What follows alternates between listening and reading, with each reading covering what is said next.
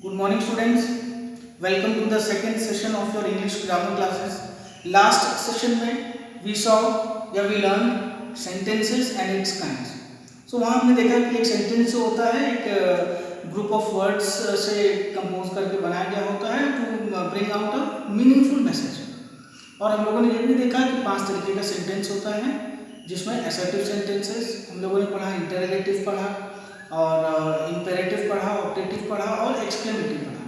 लेकिन इस सेशन में, आज के सेशन में हम लोग इनको डिटेल्स में पढ़ेंगे। एनीवन कैन आस्क मी, कोई भी ऐसे पूछ सकता है कि आपको कैसे मालूम कि ये सेंटेंस अफर्मेटिव का है या एक सेंटेंस नेगेटिव का है या इम्पेरेटिव का है, किसका। सो जस्ट लाइक मैथमेटिक्स में जिस तरीके से फॉर्मूलाज होते हैं उसी तरीके से इंग्लिश में भी कुछ फॉर्मूलाज होते हैं, अपनाया जाता है। अगर आप उनको ध्यान से देखेंगे that will help you out in identifying sentences और उनको किस तरीके से हमें प्रेजेंट भी करना है वो भी हमें समझ में आ जाता है। सो आज का जो सेशन है that is related to how to identify a sentence. एक सेंटेंस को हम कैसे आइडेंटिफाई करें कि वो असर्टिव सेंटेंस है या इंपेरेटिव है या इंटरोगेटिव है या अलग अलग तरीके का सेंटेंस है, उसको किस तरीके से हम आइडेंटिफाई करें। तो एक सिंपल सा चीज है कि टू आइडेंटिफाई अ सेंटेंस, किसी चीज को पहचानने के लिए, किसी चीज को आइडेंटिफाई करने के लिए सबसे पहले तो ये जानिए कि उसके अंदर कौन कौन सी चीजें आती हैं। We need to understand what a sentence is made up of. एक सेंटेंस किन किन चीजों से मिलकर बना है ये देखना बहुत जरूरी होता है। हम लोग कुछ एग्जांपल्स देखते हैं। हम लोग आज के सेशन में ये जानेंगे, फर्स्ट सेशन में ये जानेंगे कि एक सेंटेंस में कौन कौन सी चीजें होती हैं। तो वो जानने के लिए मैंने 1, 2, 3, 4 and 5 अलग अलग सेंटेंसेस को, एक मीनिंगफुल सेंटेंस को लिखा हुआ है। तो हम लोग ये जानने की कोशिश करेंगे कि एक सेंटेंस में कौन कौन सी चीजें होती हैं। अगर हमें ये पता चल जाएगा और अगर उनको हमें लगाना आ जाएगा, उनको सही ढंग से अरेंज करना आ जाएगा, सो हमारा आउटकम एक पॉजिटिव आउटकम होगा। हम लोगों ने कुछ वहां से सीख के निकलेंगे। तो सबसे पहला सेंटेंस देखिए, शी रीड्स अ बुक, वह बुक पढ़ती है। आई गो टू स्कूल, मैं स्कूल जाता हूँ। Ram has gone to school, Ram school जा चुका है या राम स्कूल गया है। He had been going to school since 5 years, वो पिछले 5 साल से स्कूल जा रहा था। वी आर प्लेइंग, हम लोग खेल रहे हैं। तो ये जब सेंटेंसेस आप लोगों ने देखा तो चलिए आइए ये निकालने की कोशिश करते हैं कि एक सेंटेंस कौन कौन सी चीजों से बना होता है।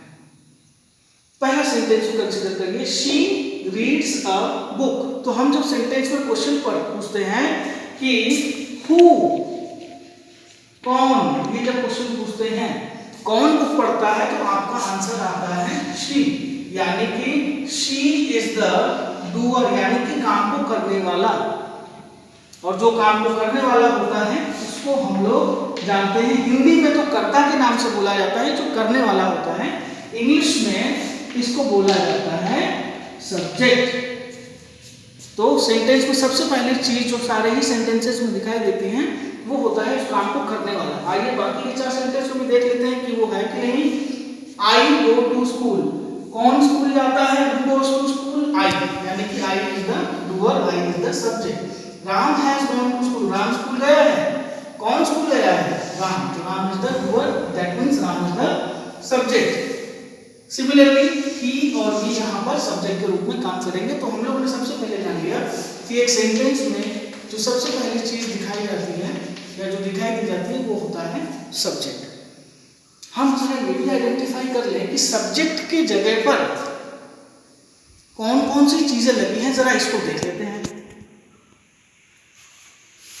शी, यानी कि वह, जो कि हम जानते हैं एक संज्ञा के जगह, एक नाउन के जगह पर लगाए जाने वाला शब्द है जिसको हम लोग कहते हैं प्रोनाउन। आई प्रोनाउन होता है। राम किसी का नाम है, ये एक नाउन है। ही किसी के जगह लगाए जाने वाला शब्द है, दैट मीन्स ये भी एक प्रोनाउन है। और वी, ये भी एक प्रोनाउन है।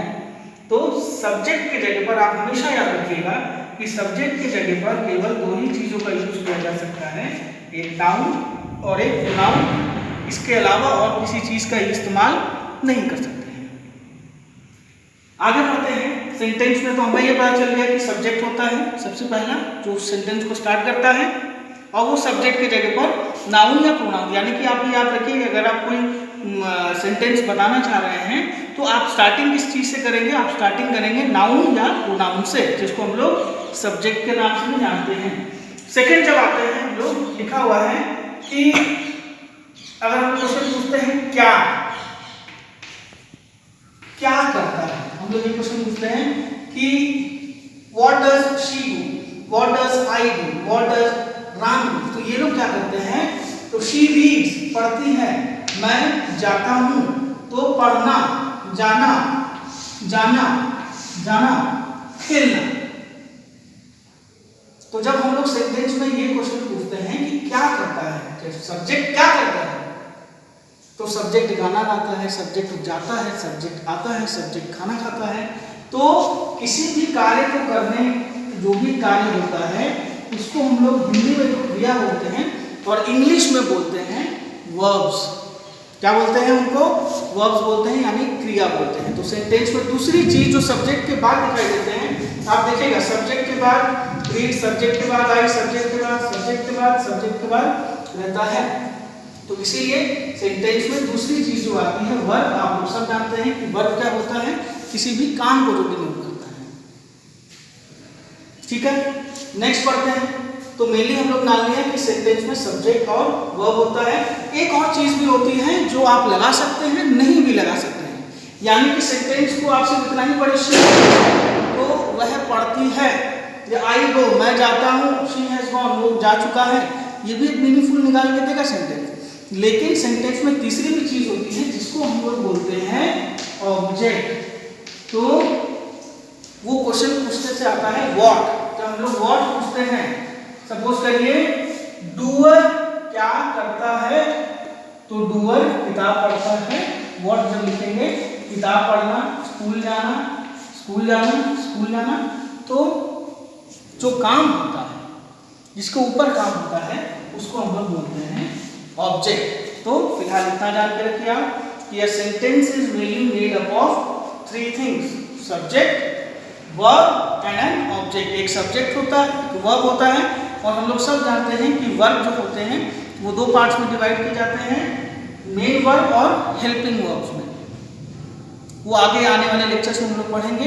तो दूसरी चीज आने वाली सेंटेंस में क्या हो गई, वर्ब, और तीसरी चीज ऑब्जेक्ट। तो जब सेंटेंसेस में हम लोग इन्हीं सब्जेक्ट वर्ब्स को आगे पीछे करके, या कभी सब्जेक्ट को हटा के, कभी ऑब्जेक्ट्स को हटा के, जिन तरीके के सेंटेंसेस को हम लोग निकालते हैं, वो अलग अलग तरीके के सेंटेंस बनते हैं। वो नेक्स्ट लेक्चर में हम लोग देखेंगे। फिलहाल इसको आप पढ़िए और ये समझिए कि एक सेंटेंस में क्या क्या चीज़ें होती हैं। और इसी का देख के, जैसे मैंने 5 एग्जाम्पल लिखे हैं, आप 15 और एग्जाम्पल लिखेंगे और उनमें सब्जेक्ट, वर्ब और ऑब्जेक्ट्स को मार्क करेंगे। Thank you.